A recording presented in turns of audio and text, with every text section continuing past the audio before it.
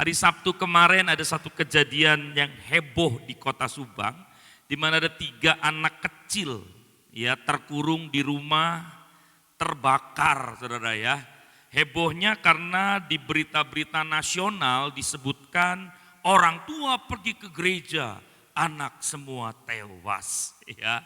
Jadi saya mau ingatkan Bapak Ibu untuk kita lebih lagi menjaga, mengontrol anak-anak kita.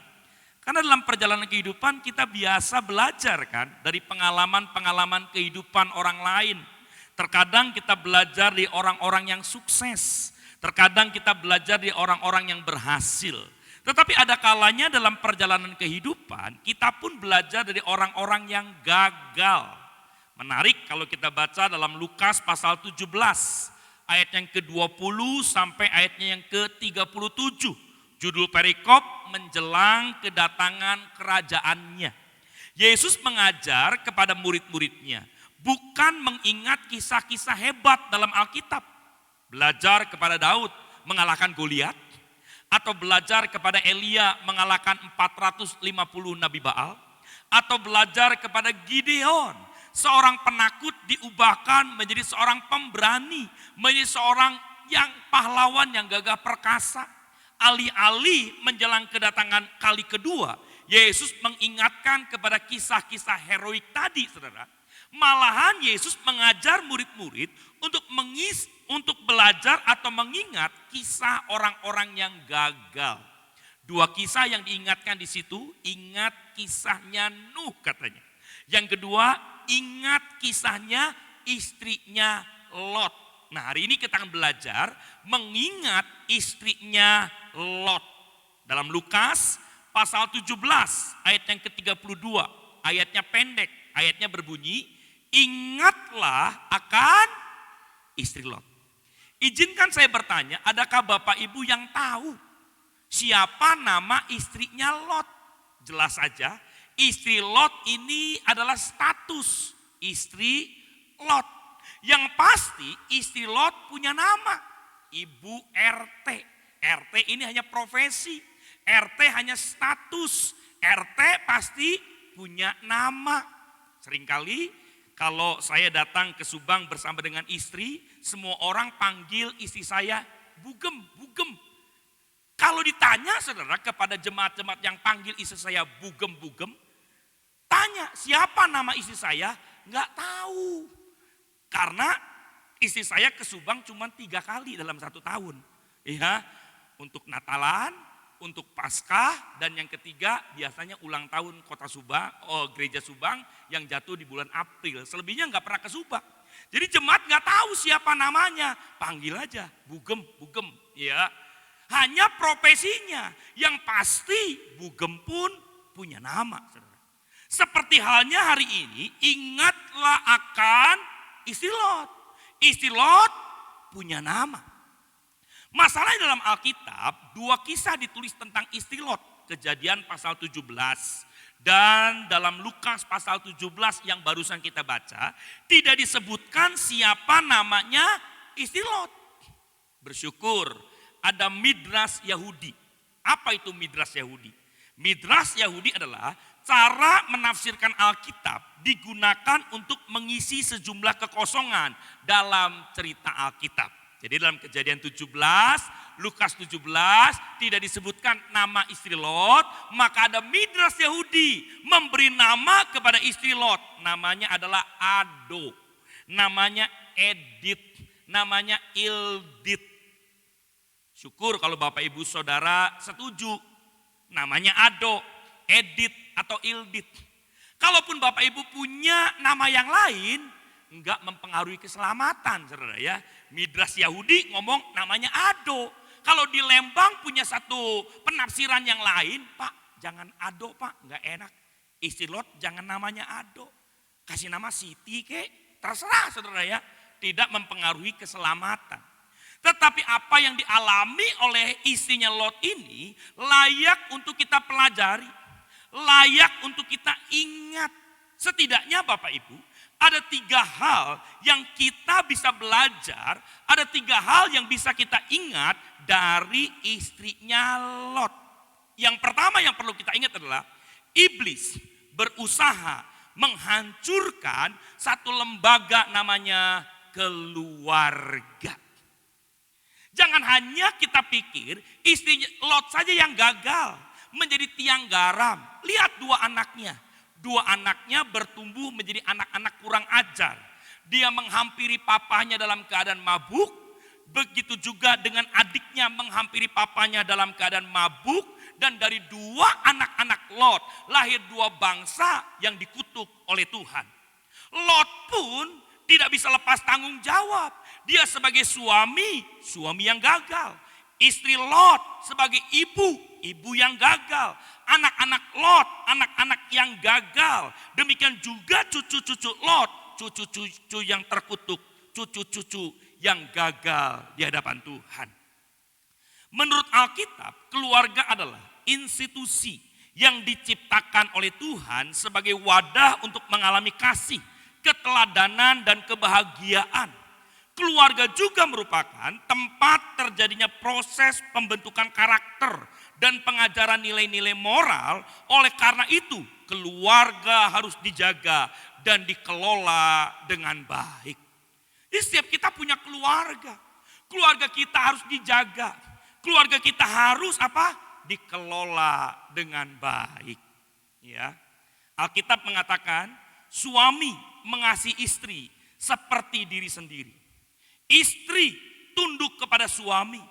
Anak-anak hormati orang tua supaya panjang umurmu dan baik keadaanmu.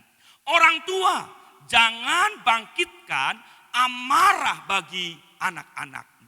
Jadi hari-hari ini menjelang kedatangan kerajaannya, Tuhan mengingatkan kita untuk saling mendoakan, untuk saling menguatkan, untuk kita bertumbuh menjadi satu keluarga yang harmonis, menjadi satu keluarga yang diberkati oleh Tuhan. Istri, doakan suamimu. Suami, doakan istrimu. Orang tua, berkati anak-anakmu. Anak-anak, doakan orang tuamu. Kita saling bergandengan tangan. Kita saling berjaga-jaga. Karena iblis hendak menghancurkan institusi yang Tuhan buat, namanya keluarga. Dalam Kejadian pasal 2 ayat yang ke-18, ini satu ayat awal di mana Tuhan menciptakan lembaga yang namanya keluarga. Tuhan Allah berfirman, tidak baik manusia itu seorang diri saja. Aku akan menjadikan penolong baginya yang sepadan dengan dia. Tuhan berfirman, tidak baik kalau manusia seorang diri. Sebanyak di sini rekan-rekan muda yang masih sendiri. Gak usah angkat tangan, saudara ya. Tapi katakan dalam hatimu, ternyata sendirian itu tidak baik. Truk aja gandengan, gitu kan ya. Tidak baik kalau manusia itu seorang diri. Kita doakan, saudara ya. Buat yang masih sendiri-sendiri, untuk bulan depan, untuk tahun depan, mereka sudah punya pasangan. Pasangan yang sepadan, pasangan yang diberi oleh Tuhan. Amin. Karena waktu sendiri tidak baik. Makanya Tuhan ciptakan lembaga namanya keluarga. Mempertemukan Adam yang sendirian tadi, ditambah satu manusia lagi, Hawa. Ketika Adam tidak baik, ditambah Hawa menjadi menjadi sangat baik. Jadi tujuan awal daripada Tuhan membangun satu lembaga namanya keluarga untuk Untuk menjadikan hidup kita jauh lebih baik. Amin. Yang sendirian amin. Engkau sendirian tidak baik. Tuhan akan pertemukan dengan seseorang dan menjadikan hidupmu menjadi jauh lebih baik. Tujuan awal daripada Tuhan membentuk keluarga itu adalah menjadikan Adam yang tidak baik tadi menjadi sangat baik.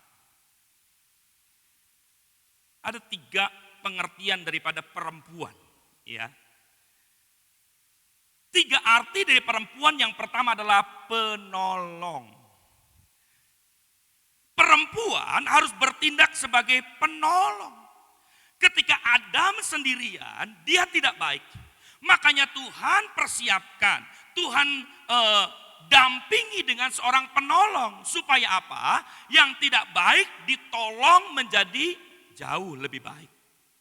Kaitannya di sini berarti perempuan punya kekuatan lebih besar daripada Adam. Benar kan? Penolong lebih kuat daripada yang ditolong. Tidak salah ungkapan-ungkapan yang kita dengar di balik lelaki yang hebat katanya, saudara ya. Berdirilah di belakangnya seorang perempuan yang jauh lebih hebat. Karena perempuan di sini punya fungsi menjadikan keluarga menjadi sangat baik karena dia punya fungsi sebagai penolong. Jadi ingat, bukan perongrong. Karena kalau perempuan menjadi perongrong, menjadikan keluarganya hancur. Nah yang kedua, arti dari perempuan itu adalah pagar atau border. Ya, waktu saya sendirian, bebas, mau pergi kemana saja bebas. Mau pulang jam berapa saja, bebas. Mau makan apa saja, bebas. Tapi ketika menemukan pendamping, apakah bisa bebas? Tidak bisa. Kalau di sini rekan-rekan muda yang laki-laki, ketika bertemu dengan perempuan, maka jangan harap kita bisa bebas. Kenapa? Karena kalau kebebasan itu tidak dipagari, kebebasan itu tidak dibatasi, hancur, saudara. Demokrasi. Demokrasi artinya kebebasan berbicara. Demokrasi artinya kebebasan berpendapat. Tetapi kalau kebebasan berbicara, kebebasan berpendapat itu tidak dipagari oleh norma, oleh etika, oleh nilai, maka kebebasan itu akan menghancurkan. Supaya tadi keluarga yang tidak baik menjadi baik perlu yang namanya pagar. Nah di sini perempuan punya fungsi sebagai pagar, border. Apalagi setelah menikah, pagarnya kalau keluarga mau semakin hebat, semakin kuat, pagarnya perlu semakin kuat.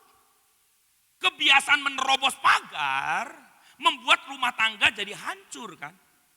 Kalau istri pagarnya sudah rusak, dia akan ngomong gini, kumaha maneh weh gitu saudara ya. Terserah kamu saja. Ketika ada perkataan terserah kamu saja, berarti pagarnya sudah rusak. Berarti rusak jugalah rumah tangga. Ingat, istri yang tersakiti ya akan berkata, ya terserah dialah. Kalau udah ngomong terserah dia mah udah repot saudara ya. Karena istri atau perempuan punya pengertian pagar atau border di tengah-tengah keluarga. Nah yang ketiga, pengertian dari para perempuan adalah penunjuk arah. Adanya satu kolaborasi antara laki-laki dan perempuan menjadikan keluarga itu menjadi baik. Di mana laki-laki punya fungsi sebagai pengambil kemudi, penentu arah. Tetapi arah itu ditentukan tentu saja dengan perempuan sebagai penunjuk arah. Ketika ada kolaborasi demikian, menjadikan keluarga menjadi baik. Ada masalah memang, ada pergumulan memang di tengah-tengah keluarga. Tetapi ketika si penunjuk arah dan dikolaborasikan dengan seorang pengambil keputusan, ketika ambil keputusan jadi benar saudara ya. Menjadikan pekerjaan kita baik, menjadikan rumah tangga kita baik, menjadikan usaha kita baik, menjadikan pelayanan kita baik. Karena ada penunjuk arah. Dari mana perempuan bisa menunjukkan arah? Satu keistimewaan yang Tuhan buat dari perempuan adalah dia bisa menyimpan banyak data. Sehingga pada saat si keluarga itu membutuhkan satu arahan, data itu keluar dengan sendirinya. Laki-laki tidak bisa banyak-banyak menyimpan data. Makanya laki-laki harus tumpahkan data tersebut, disimpan dari siapa? Perempuan. Ya. Ketika pulang kerja, ayo ngomong. Karena data itu jangan disimpan sendirian. Engkau nggak bisa simpan. Pohok sakedeng deui, saudara ya. Simpan, saudara ya. Setiap kali, tadi saya katakan, setiap istri saya ke Subang ya paling 1 tahun 3 kali sebenarnya. Tapi apa yang terjadi di Subang, dia tahu. Kenapa? Karena setiap kali saya pergi dari manapun, saya akan cerita. Cerita aja saudara ya. Ketika ada masalah, oh dia ingat saudara ya. Simpel aja. Misalkan saya buru-buru ke Subang, ya karena ada satu permasalahan, buru-buru ke Subang, lupa besok perjamuan kudus. Anggur perjamuan, lupa dibawa.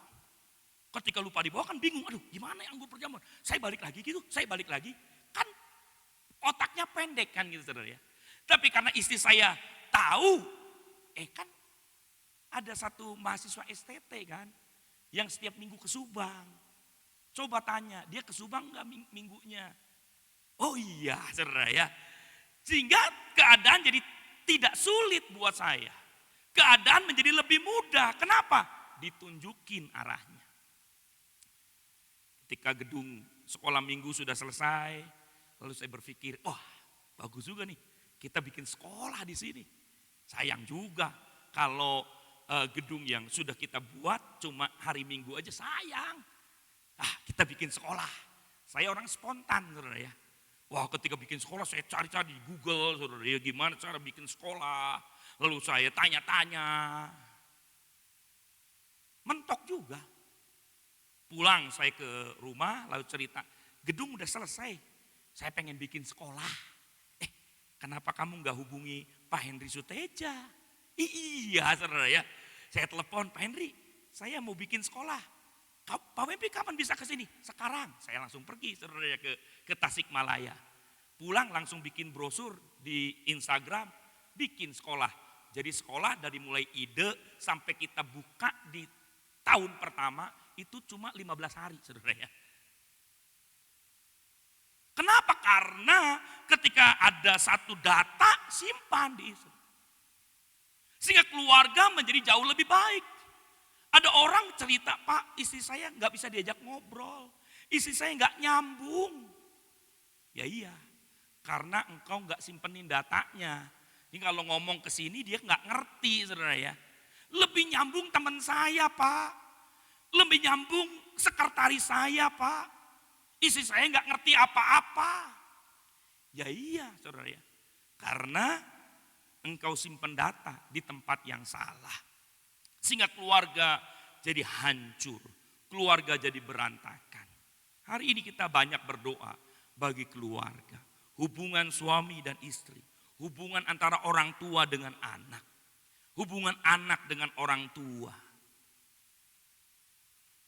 Keluarga menjadi prioritas bagi kita untuk kita perhatikan. Ya, bagi saya secara pribadi, keluarga prioritas, saudara ya. Ketika saya ada masalah dalam pelayanan, saya bisa kembali ke keluarga. Tapi ketika saya ada masalah di keluarga, sulit untuk saya membangun kembali sebuah pelayanan. Nah, iblis berusaha menghancurkan satu lembaga yang Tuhan buat namanya keluarga. Nah, yang kedua, iblis menghalangi kita untuk melakukan firman Tuhan. 2 malaikat datang berkata kepada Lot dan keluarga, kamu pergi, kamu naik ke atas gunung, jangan menoleh ke belakang. Semua tahu ceritanya, bahwa mereka pagi-pagi betul sebelum matahari terbit, mereka sudah pergi, mereka sudah lari. Tetapi istri Lot menoleh ke belakang.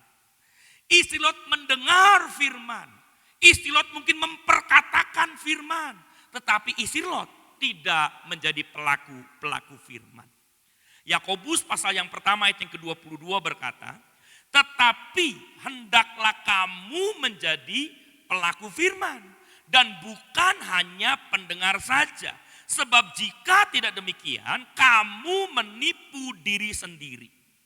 Dalam kekristenan, seringkali kita mendengar satu istilah bertumbuh di dalam iman. Ketika didefinisikan apa arti bertumbuh dalam iman, sedikit sekali orang bisa mengerti kata yang sederhana tentang bertumbuh di dalam iman. Padahal bertumbuh dalam iman itu adalah hal yang sederhana, saudara. Ketika kita mendengar firman Tuhan, iman timbul. Jadi orang-orang beriman adalah orang-orang yang mendengar firman. Ya, Roma 10 ayat yang ke-17, iman timbul dari pendengaran. Pendengaran oleh firman Kristus. Jadi ketika kita belum mendengar firman Kristus, kita bukan orang beriman. Nah, ketika kita mendengar firman Kristus, kita orang beriman. Tetapi iman itu baru muncul, saudara. Baru muncul, tadinya enggak ada, imannya baru muncul. Ketika iman kita timbul dari kita mendengar, ketika mendengar apa? Mendengar kan enggak masuk kuping kanan, keluar kuping kanan lagi kan? Kalaupun keluar dari kuping kiri, seenggaknya nyantol di otak kan? Merenungkan artinya memamah biak. Seperti sapi, dia makan sebanyak-banyaknya, lalu disimpan di dalam lambung, lalu makanan itu dikeluarkan sedikit demi sedikit, dicerna, ya, dimamah biak. Ketika kita mendengar, lalu kita merenungkan, iman bertumbuh. Matius 17 ayat yang ke-20. Sesungguhnya sekiranya kamu mempunyai iman sebesar biji sesawi. Tadinya kan iman baru muncul kan. Sekarang iman sudah sebesar biji sesawi. Maka kamu dapat berkata kepada gunung ini, pindah dari tempat ini ke sana. Maka gunung ini akan pindah. Jadi iman punya level yang kedua, yaitu iman yang memperkatakan. Ciri imannya bertumbuh itu memperkatakan iman, saudara ya. Tidak memperkatakan fakta, tapi memperkatakan firman. Bagian yang pertama, mendengar, iman timbul. Lalu memperkatakan, iman baru jadi benih sebesar biji sesawi. Untuk iman itu boleh bertumbuh, ini bagian yang ketiga. Yakobus pasal 2 ayat yang ke-26, sebab seperti tubuh tanpa roh adalah mati, demikian jugalah iman tanpa perbuatan adalah mati. Jadi iblis memang membiarkan kita mendengar firman. Iblis juga mungkin membiarkan kita memperkatakan firman. Tetapi iblis tidak akan pernah membiarkan kita melakukan firman Tuhan. Karena pada waktu kita melakukan firman Tuhan, iman itu jadi bertumbuh, saudara. Iblis akan hancurkan keluarga. Iblis akan hancurkan apa? Iman kita juga. Ya. Iblis akan hancurkan. Iblis akan berusaha untuk apa? Kita tidak menjadi pelaku firman. Iman yang bertumbuh jadi gini. Kita mendengar, kita memperkatakan, kita apa? Melakukan. Iman mati ketika kita cuma mendengar, cuma memperkatakan, tapi tidak melakukan. Masalahnya melakukan firman Tuhan itu enggak gampang. Mendengar dan memperkatakan itu jauh lebih mudah. Apalagi bagi seorang pengajar firman, seorang pengkhotbah. Gampang mendengar, gampang memperkatakan, tapi bagaimana dengan melakukan? Sekali waktu seorang pengkhotbah pulang ke rumahnya, dia langsung pergi ke halaman belakang. Dia biasa cari ayam kesayangannya. Petok gitu kan ya. Biasanya si ayamnya langsung datang. Tetapi ternyata beberapa kali dipanggil ayamnya nggak datang-datang. Ya. Sehingga si pengkhotbah itu teriak panggil nama anaknya. Udin katanya. Langsung datang. Din, kamu tahu si Petok? Sesuai dengan khotbah papa. Harus mengasihi. Harus memberi. Harus jadi berkat. Kalau ada orang butuh harus ditolong. Tetangga butuh papa. Dia lagi mau hajatan, lagi mau pesta. Dia cari-cari ayam papa. Jadi saya kasih si Petok buat tetangga. Lalu papanya marah, dia ngomong gini, Udin katanya. Itu khotbah buat jemaat Udin katanya. Jadi gampang mendengar, gampang memperkatakan. Tetapi bagaimana kita melakukan firman Tuhan. Iman tanpa perbuatan mati. Kalau kita mau coba, gagal memang.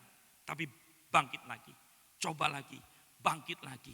Sehingga kita menjadi pelaku firman Tuhan. Iblis berusaha menghalangi kita supaya iman kita tidak bangkit, iman kita tidak bertumbuh. Yang ketiga, iblis berusaha supaya kita terikat dengan dunia. Apa sih yang kita ingat dari istri Lot? Dia menoleh ke belakang. Kenapa menoleh ke belakang? Hartanya banyak, reputasinya mungkin tinggi, saudara. Ya, istri Lot dia punya harta kekayaan, dia punya pangkat kedudukan, sehingga hatinya terpaut dengan hartanya, sehingga dia binasa menjadi tiang garam. Nah, iblis pun berusaha supaya kita terikat dengan dunia. Tahukah Bapak Ibu bagaimana pemburu menangkap seekor monyet? Maka monyet-monyet itu akan diumpan dengan kacang-kacang. Kacang merupakan kesukaan si monyet. Lalu kacang tersebut terarah kepada satu toples isinya kacang semua. Si monyet tanpa berpikir panjang dia langsung masukkan tangannya ke dalam toples tersebut. Dia genggam kacang sebanyak-banyaknya. Masalahnya ketika dia genggam kacang sebanyak-banyaknya, tangannya jadi susah keluar. Kalau Bapak Ibu bisa bahasa monyet, kalau saudara ya bisa bahasa monyet, saudara akan kasih tahu apa? Nyet, nyet, lepaskan nyet, gitu kan saudara ya. Nyet, nyet, lepaskan. Tapi dasar namanya monyet. Alih-alih dia melepaskan, seiring dengan pemburu yang semakin mendekat, semakin keras dia tangannya tetap memegang kacang-kacang tersebut. Akhirnya monyet binasa karena dia tidak mau melepaskan berkatnya. Saya punya 2 orang anak, saya tidak sedang membandingkan 2 orang anak saya. Tetapi jelaslah anak yang lebih besar usia 15 tahun lebih dulu diajar daripada anak saya yang kecil usia 9 tahun. Setiap bulan Juli minggu kedua kita akan pergi main saudara ya. Biasanya sambil melayani ke Surabaya, ke Malang. Jadi di Malang selalu saya ada di bulan Juli minggu kedua. Lalu pulangnya ke Yogyakarta. Kita nginep di sebuah hotel yang dekat-dekat dengan Malioboro. Cuma jalan doang saudara ya. Cari nasi goreng, ya. Lalu kita jalan-jalan di Malioboro, cuma gitu doang. Tapi yang membuat kita senang itu di tengah-tengah perjalanan, suka cerita-cerita. Saya jadi tahu kalau anak saya yang kecil itu suka stand up komedi, saudara ya. Dia suka sepanjang perjalanan, dia cerita-cerita yang lucu. Termasuk cerita tadi tentang si pengkhotbah sama ayam kesayangannya, itu saya tahu dari anak saya, saudara ya. Dia cerita-cerita, wah pokoknya sepanjang jalan ya lucu-lucuan aja, saudara ya. Nah, tibalah di Yogyakarta, kita jalan di Malioboro. Di tengah-tengah jalan Malioboro ada satu es krim namanya gelato. Ya. Lalu anak-anak senang, dia masuk ke sana semua. Saya bayar, anak saya ambil es krim masing-masing. Saya nggak bisa makan es krim. Ya, karena istri saya border tadi. Ya. Nggak boleh makan banyak manis-manis katanya gitu saudara ya. Saya jadi nggak bisa beli. Ya, anak saya beli, mereka beli, saya bayar semua. Nah, istri saya begitu keluar dari tempat es krim, dia langsung pergi cari batik mungkin, saudara ya. Di belakang, saya curi-curi, saudara, saya minta ke anak saya yang pertama. Cik, minta.